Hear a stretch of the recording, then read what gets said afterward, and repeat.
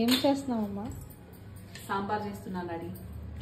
మట్టి ముంతలో సాంబార్ చేస్తున్నాను, అది కూడా ఎర్ర కందిపప్పుతో.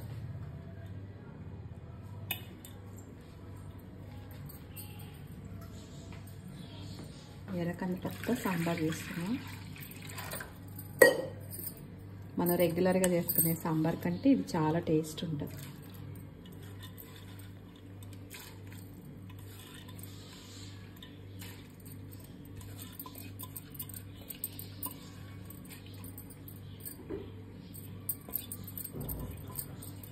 సాంబార్కి ఏమేమి వేసానో చూస్తావా?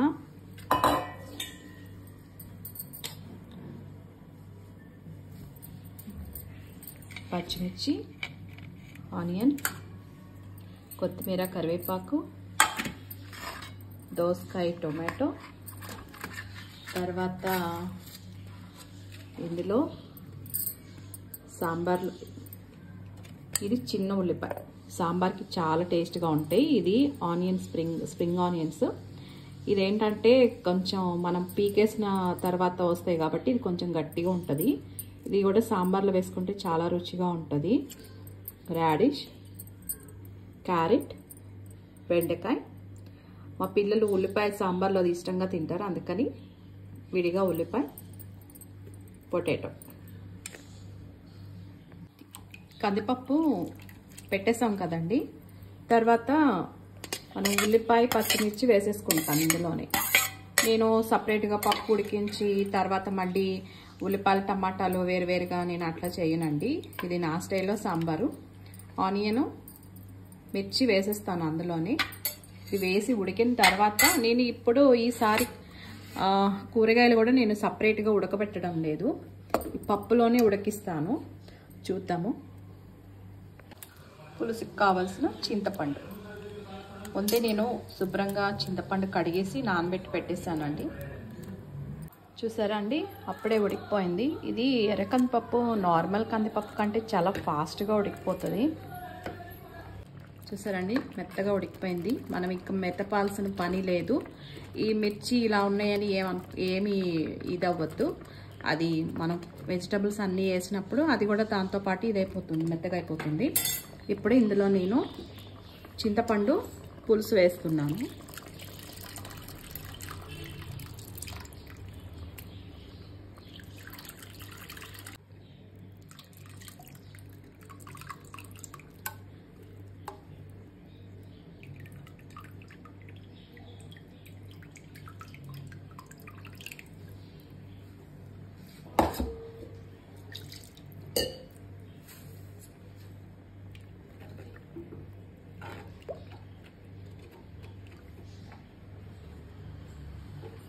చింతపండు పులుసు వేసాము.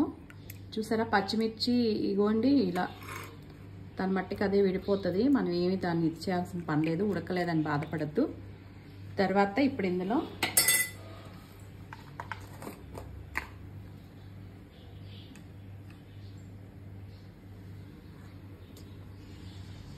పసుపు,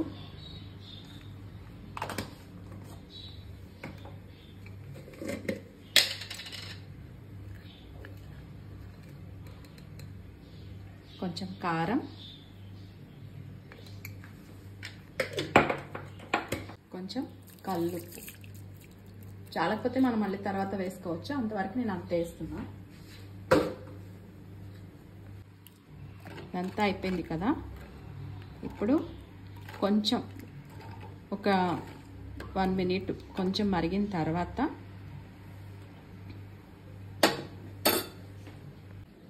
ఇందాక ములక్కాయ చూపించలేదండి, ములక్కాయ,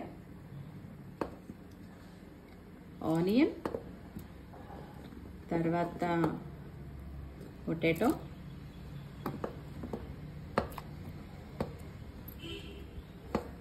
తర్వాత ఈ చిన్న ఉల్లిపాయలు,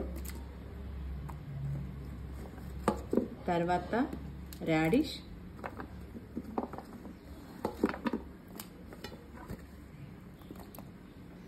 తర్వాత బెండకాయ,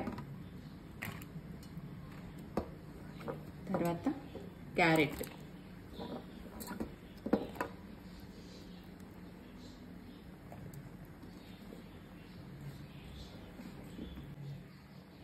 ఉల్లికాడలు,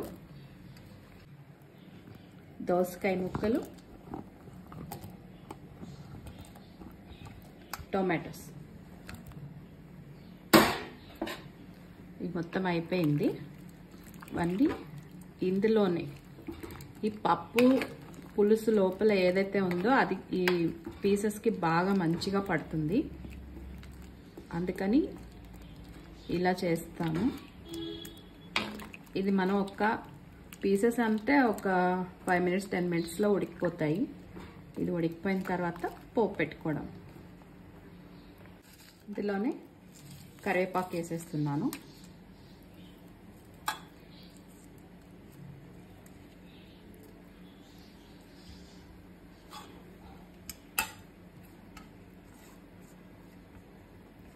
కొత్తిమీర వేసేస్తున్నాను.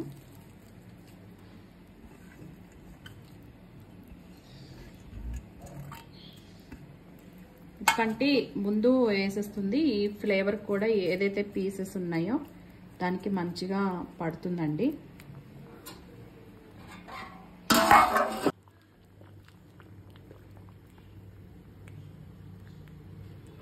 చూసారా ఎలా ఉడుకుతుందో.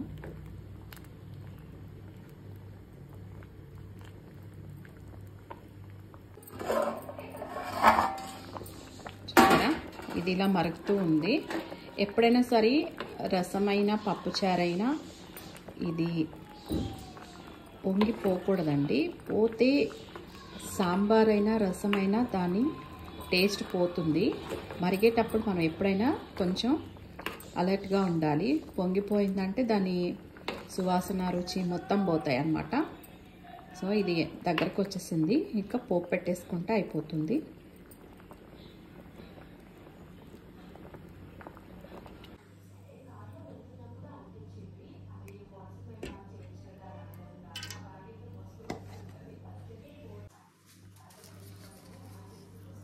వెల్లుల్లిపాయలు,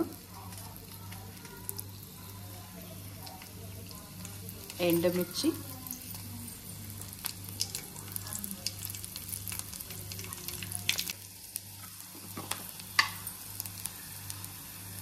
ఆవాలు,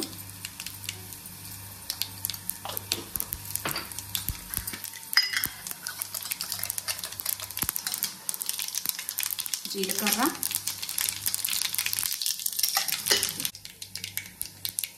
నేను చిన్నది మెంతులు కూడా వేస్తానండి. తర్వాత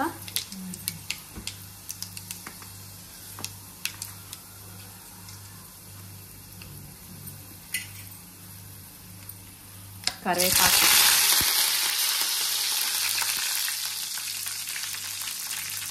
కొంచెం చిటికెడు ఇంగువ,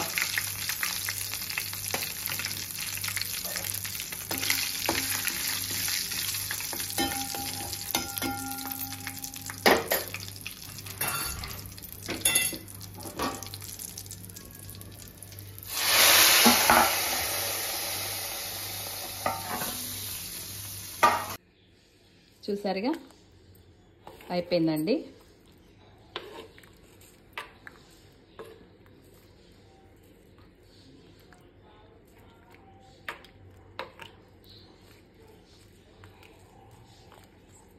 ట్రై చేయండి ఇలాగా. మీరు కూడా ఎలా ఉందో కామెంట్ చేయండి. బాగుంటుందండి. బాగుండడం కాదు, సూపర్గా ఉంటుందండి. ఈ స్టైల్లో ట్రై చేయండి.